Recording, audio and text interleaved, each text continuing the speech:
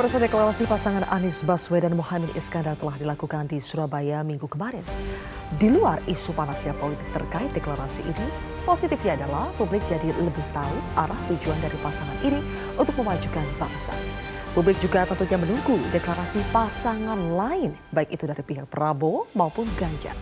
Publik juga ingin tahu lebih banyak, punya banyak waktu untuk mempelajari visi misi dari masing-masing pasangan demi menentukan siapa yang akan dipilih dalam Pilpres 2024. Inilah yang akan kami sajikan dalam editorial malam hari ini. Setelah Anies Muhaimin, siapa nyusul? Bersama saya, Zilvia Iskandar.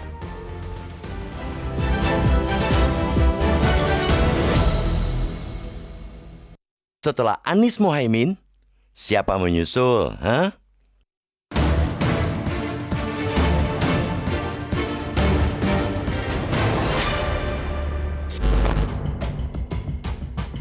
Fluktuasi dinamika politik akhir-akhir ini terjadi sangat cepat. Semua berubah dalam sekejap. Deklarasi pasangan Anies Baswedan Muhaimin Iskandar di Kota Pahlawan telah mengubah tatanan politik yang setahun belakangan terjadi. Namun, di tengah perubahan konstelasi politik tersebut, rakyat sebagai pemilih yang akan memasrahkan mandatnya pada pemilu 2024 mendapatkan kepastian tentang sosok yang akan diajukan sebagai pemimpin. Anies Muhaimin menjadi pasangan pertama yang mendeklarasikan diri. Sebuah tradisi baru yang dihadirkan yakni 2,5 bulan sebelum pendaftaran Capres, Cawapres, Pilpres 2024 ditutup. Berbeda dari pemilu 2019, yakni semua kandidat mendeklarasikan pasangan Capres, Cawapres di masa akhir pendaftaran. Misalnya, pasangan Joko Widodo Ma'ruf Amin baru diumumkan di hari terakhir pendaftaran dan langsung mendaftar ke Komisi Pemilihan Umum atau KPU, yakni tanggal 10 Agustus 2018. Sedangkan Sandiaga Uno ditunjukkan Prabowo pada H-3 hari terakhir pendaftaran. Pada pemilu 2024 kali ini, sudah saatnya tradisi injury time ini diakhiri. Sehingga rakyat akan punya waktu panjang untuk mengetahui sosok pasangan calon pemimpinnya, menelaah rekam jejaknya, sehingga nantinya benar-benar menjatuhkan pilihan berdasarkan rasionalitasnya. Rakyat jangan lagi dipaksa menerima kandidat pasangan yang baru dipastikan saat injury time, sehingga minim waktu menelusuri rekam jejaknya. Kontestasi politik harusnya bukan lagi memilih hanya karena kedekatan emosionalnya yang kecenderungannya seperti membeli kucing dalam karung. Untuk itulah, kita berharap setelah deklarasi Anies Muhaimin, poros koalisi lainnya bakal mengikuti. Koalisi pendukung Prabowo Subianto belum menunjukkan tanda-tanda akan segera umumkan Cawapres.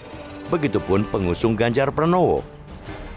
Kiranya rakyat sudah jenuh disuguhi drama dan gimmick, bongkar pasang koalisi. Rakyat ingin segera mendengar program serta visi misi kandidat. Lebih cepat pasangan Capres-Cawapres terbentuk tidak hanya menguntungkan para kandidat, tetapi juga masyarakat. Mereka akan cukup waktu untuk memperkenalkan diri, visi, misi, dan programnya kepada masyarakat. Akan cukup waktu untuk berdialog dan melakukan sosialisasi dengan berbagai lapisan masyarakat dari Sabang hingga Merauke di tengah jadwal kampanye yang lebih pendek dibandingkan pemilu 2019 lalu. Kandidat juga dapat menggali berbagai persoalan dan harapan dari berbagai lapisan masyarakat.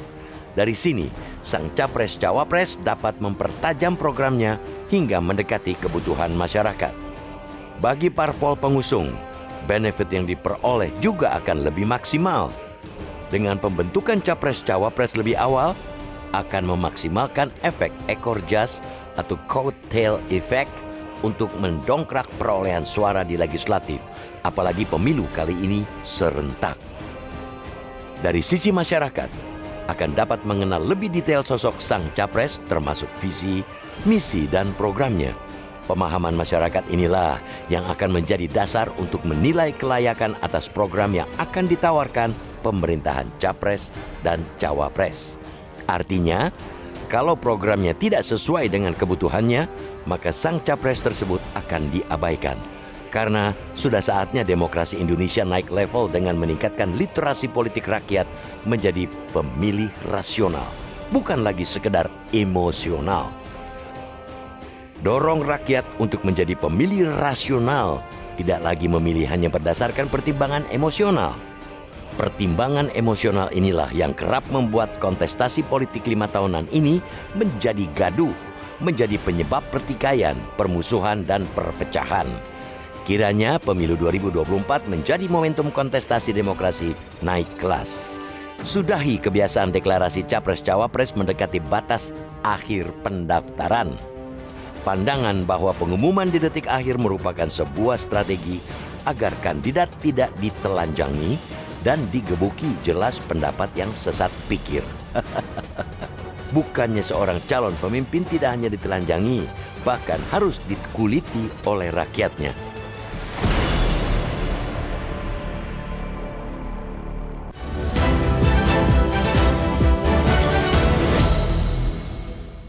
Setelah Anies Mohaimin, siapa menyusul itulah topik editorial malam hari ini dan saya akan membahasnya bersama dengan anggota Dewan Redaksi Media Group.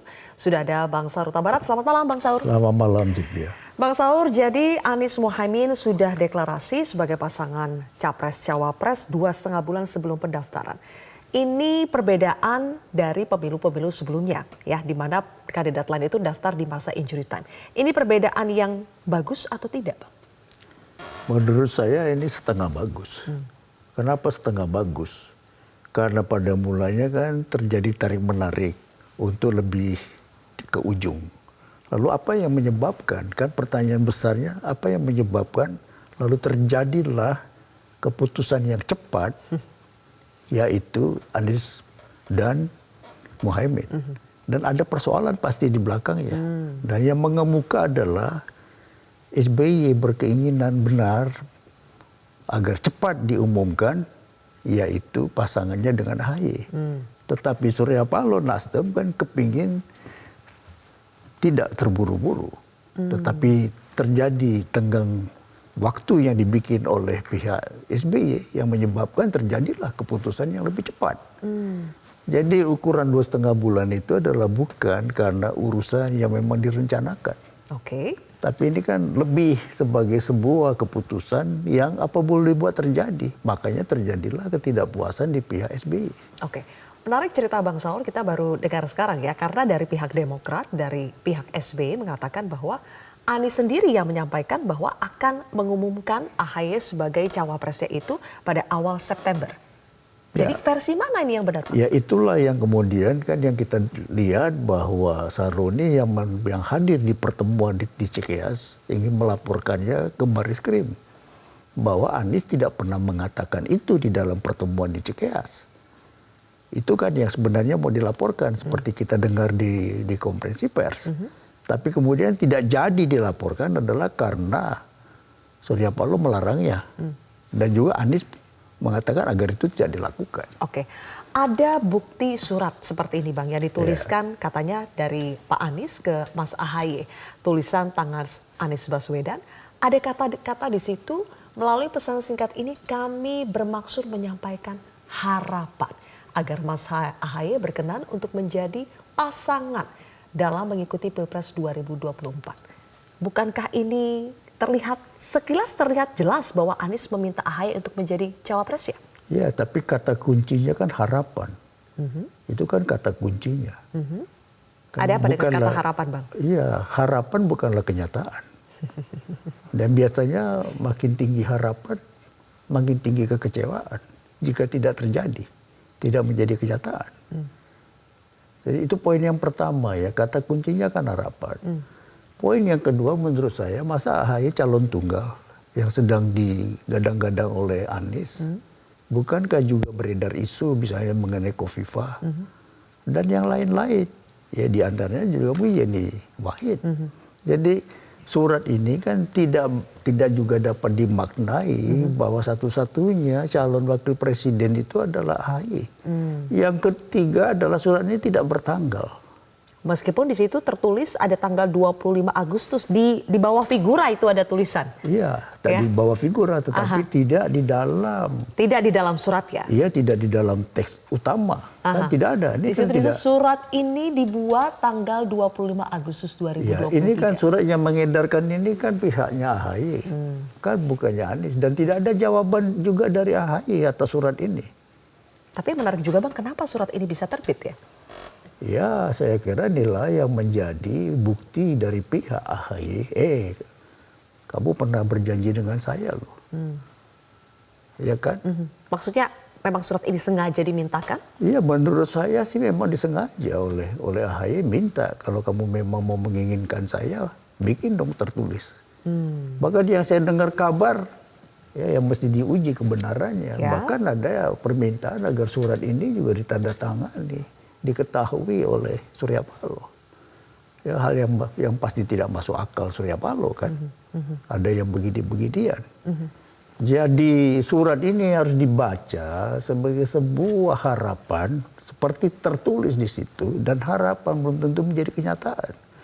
Pertanyaan kita juga adalah kenapa setelah diumumkan berpasangan dengan Muhaimin Iskandar baru surat ini dikeluarkan? Kenapa nggak awal-awal supaya terjadi perdebatan, supaya terjadi verifikasi? Nih loh, Anies sudah bikin surat loh, kenapa nggak diumum-umumin? Tapi kan justru setelah ditetapkannya bersama dengan Muhaimin Iskandar baru surat ini dikeluarkan. Jadi di sini kan layak dipersoalkan maksud dan tujuan mengeluarkan surat ini. Kenapa tidak begitu ditandatangani publikasiin aja? Kan lebih fair. Ya kan lebih fair gitu loh, bukan sesudah.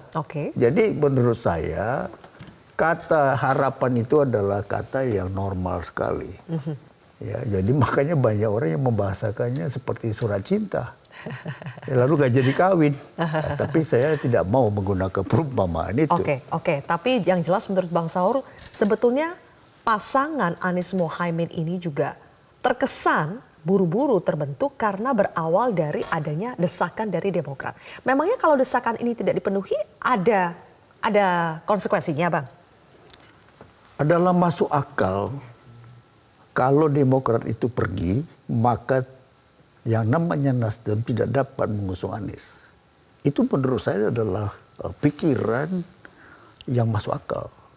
Tetapi yang tidak bisa diduga itu adalah kemampuan seorang Surya Paloh untuk keluar dari jebakan-jebakan yang seperti ini. Kan itu yang terjadi. Dan ini yang ada pucuk dicinta ulam tiba. Sementara yang namanya Muhaimin Iskandar itu belum tentu setelah 1 tahun berkoalisi dengan Prabowo, dengan Gerindra, tidak ada juga kepastian bahwa dia akan dipinang menjadi cawapres. Apalagi ditambah Golkar dan PAN masuk. Jadi saya kira terjadi juga ada faktor yang mendorong dan ada faktor yang menarik. Terjadi push faktor dan terjadi juga pull faktor. Ya ketemu aja. Terjadi pull and push factor ya. Yeah. Tapi bagaimanapun dari Demokrat hari ini, dari Ketua Umum Demokrat, AHY kali ini bukan SB tapi AHY yang mengeluarkan pernyataan atas apa yang terjadi. Kita akan simak nanti pemirsa, usai jeda tetaplah di Editorial Malam.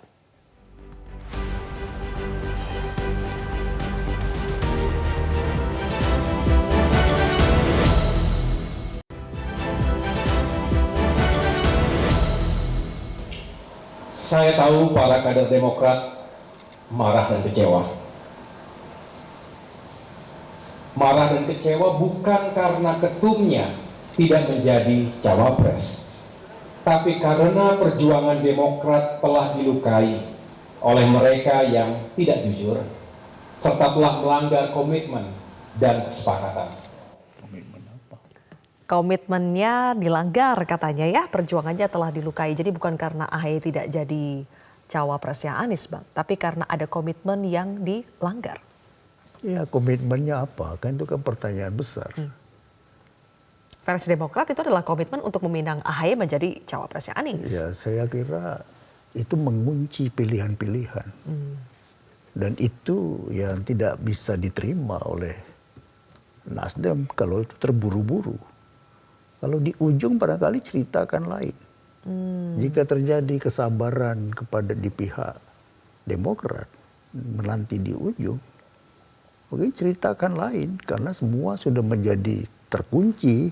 Apakah Ganjar dengan siapa, lalu Prabowo dengan siapa, ya kan? Jadi menggadang-gadang yang lain menjadi mungkin tidak perlu lagi. Jadi ini ada juga faktor yang terburu-buru di satu pihak mendesak-desak seakan-akan jika tidak jadi dengan Demokrat maka Anies tidak bisa berlayar. Ya, ya. Tapi itu kan ternyata keliru. Dan menurut saya ini ada hal yang serius di sini. Bahwa seorang Surya Paloh menurut saya memang tidak dapat didesak-desak, tidak dapat digertak-gertak, tidak dapat ditekan-tekan. Saya kira ini kunci. Jadi di satu pihak yang namanya Demokrat mau lebih cepat, yaitu dengan membawa AHY, tapi di lain pihak Nasdem berpandangan bahwa tidak menolak AHY, tapi tidak ada kata menerima kan. Bahasanya yang kita baca, kita dengar dari Surya Paloh, ini rising star, bahwa dia Potensial. bahwa dia bukannya ditolak, tetapi belum ada kata diterima, berproses dulu dengan waktu. Tapi kan terjadi desakan-desakan itu, dan itu yang menyebabkan akhirnya terjadilah keputusan keluar dari desakan itu. Tapi Bang, ketika di antara partai dalam satu koalisi punya pilihan yang berbeda, bukankah dari awal itu disebutkan tiga-tiganya ini menyepakati bahwa biarlah Anies yang menentukan? Iya, dan kemudian terjadi kan bahwa biarlah tiap partai mengambil opsi masing-masing tentang cawapres. Tapi yang pasti itu adalah capresnya adalah Anies. Kan yang mengikat itu apa sebetulnya di antara bertiga ini? Harusnya yang mengikat itu adalah capresnya Anies, bukan yang lain. Dan itu yang sekarang kita lihat akan diambil oleh PKS. Tidak mempersoalkan siapa wakilnya, tetapi yang sepanjang adalah Anies. Kan begitu. Tapi ini kan tidak di pihak Demokrat, ya, sepanjang yang kita baca. Tidak demikian. Jadi problemnya adalah bukan pada cawapres yang mesti menjadi frame bersama, yaitu capresnya adalah Anies Baswedan. Dan itu jelas titik berdiri membawa Anies dengan seluruh risiko. Itulah yang diambil oleh Nasdem. Tapi kan tadi AHY mengatakan ya sebetulnya yang dipersoalkan kader itu bukan AHY-nya tidak jadi cawapres Anies, tapi caranya itu, Bang. Jadi dari Demokrat menolak, mengatakan mereka mempermasalahkan AHY tidak jadi cawapresnya. Jadi ketika tidak bisa ketemu, ya, maka opsi mengambil langkah masing-masing, saya kira itu adalah pilihan yang apa boleh buat diambil. Itu sebabnya kan bahasanya Surya Paloh adalah menghormati keputusan Demokrat, apapun keputusannya, ya, dihormati. Mau pergi, mau tinggal, mau bersama, kan apapun putusannya dihormati. Jadi kalau terjadi jalan buntu, ya, maka harus ada terobosan memang. Kalau terjadi jalan buntu, dan menurut saya itu yang terjadi, jalan buntu. Karena Demokrat memang dalam hal ini jelas adalah Pak SBY maunya memang AHY. Tapi ini yang belum bisa diterima oleh Nasdem. Baik. Nanti kita akan bahas lagi, Bang, apa sebetulnya dampak dari deklarasi Anies Baswedan dengan Muhaimin Iskandar ini terhadap pasangan lainnya. Pasangan yang belum ada pasangan sebetulnya, baru ada baca presnya yaitu Prabowo Subianto dan juga Ganjar Pranowo. Apakah ini akan membuat mereka bergerak lebih cepat juga untuk mendeklarasikan siapa bacawa pres mereka atau tetap menunggu hingga injury time? Kita akan bahas pemirsa usai jeda.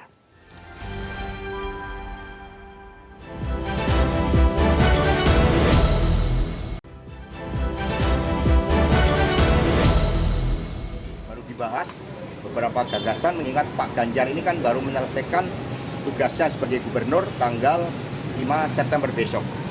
Dan kemudian dengan penuh optimisme mendapatkan penugasan sehingga akan berkonsentrasi penuh. Sehingga hal terkait dengan siapa yang akan mendampingi Pak Ganjar Pranowo tentu nanti akan ada pembahasan lebih lanjut untuk menentukan momentumnya dan siapa. Masih menunggu momentumnya kalau untuk Ganjar Pranowo, Bang. Jadi dampaknya apa dengan deklarasi Muhaimin dengan Anies dengan Muhaimin ini, dampaknya kepada koalisi lain akan seperti apa? Saya kira nomor satu, mereka akan memainkan iramanya sendiri. Dan Artinya apa tuh Bang, memainkan ya, iramanya memang kalau cepat kan ada yang dikejar. Kan kita sering bilang itu. Dan kalau lambat ada yang ditunggu. Jadi sekarang alasannya mencari momentum, baru selesai menjadi gubernur, Ya, berakhir ya. besok tanggal 5. Jadi ini kan alasan yang masuk akal, memberi kesempatan dulu. Gitu. Tapi bahwasanya tidak terburu-buru, aman bagi PDIP karena bisa sendiri. Ya, ya. Coba kalau dia tidak bisa sendiri, apa tidak terjadi kegelisahan? Betul. Ya kan, sama yang dialami kemarin kan oleh pasangan Nasdem, Demokrat dan PKS. Keluar satu aja selesai, Ya, tidak ya. bisa berlayar. Tidak bisa mencapai 20% ya Bang? Iya, udah beda dengan sekarang di tempat Prabowo. Tapi pertanyaan besarnya itu sekarang siapa yang menjadi kingmaker di tempatnya Prabowo? Apakah Prabowo, apakah Jokowi, atau berdua? Kalau di PDIP kan jelas Ibu Mega. Sekarang di tempat Anies bersama Muhaimin Iskandar, kingmaker jelas Surya Paloh. Oke. Kita juga sulit membayangkan kalau ada dua kingmaker. Yang satu adalah yang bernama SBY, yang satu bernama Surya Paloh. Saya kira koalisi ini juga bisa berantakan ini. Jadi keputusan-keputusan yang diambil ini memiliki reasoningnya sendiri, rasionalitasnya sendiri, dan menemukan pembenarannya sendiri. Ya termasuk kalau biarpun bisa sendiri, PDIP ngapain buru-buru? Oh, gua bisa sendiri. Oke. Tapi kalau untuk Prabowo, apakah di koalisinya Prabowo butuh kingmaker, Bang? Pasti. Pasti. Dan itu saya kira problem yang cukup serius. Siapa yang memiliki kata akhir? Apakah Prabowo sebagai ketua umum yang mau jadi calon presiden? Atau Pak Jokowi? Sekalipun Pak Jokowi dalam pidato 16 Agustus di parlemen mengatakan, saya bukan ketua koalisi Ya. istana. Ya. Tapi kita jelas melihat dia memang cawe-cawe dan dia pernah mengakui bahwa dia cawe-cawe. Oke, semakin menarik Bang Saur. Banyak kejutan ya, kita tidak tahu masih ada tidak kejutan. Mudah-mudahan. Ada hal lain yang bisa membuat kita terkejut lagi tidak di Bagus. masa menuju pendaftaran Capres dan Cawapres. Terima kasih Bang Saur Huta Barat. Kita nantikan bagaimana dinamika politik di negeri ini. Pemirsa, saya Zilvia Iskandar pamit undur diri. Terima kasih telah menyaksikan editorial malam.